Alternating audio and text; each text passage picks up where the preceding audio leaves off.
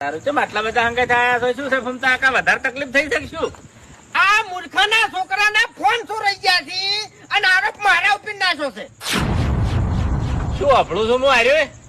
એટલે મફુજી આયા મને અડધી રાતે હોમાં ધચાતા. એ એક જ મિનિટ મફુજી, હા, હું દુકાને જાતો તો કે નતો જાતો? જાતા હતા ઈનું થોડા લેવા જાતો તો કે નતો જાતો? જાતા હતા.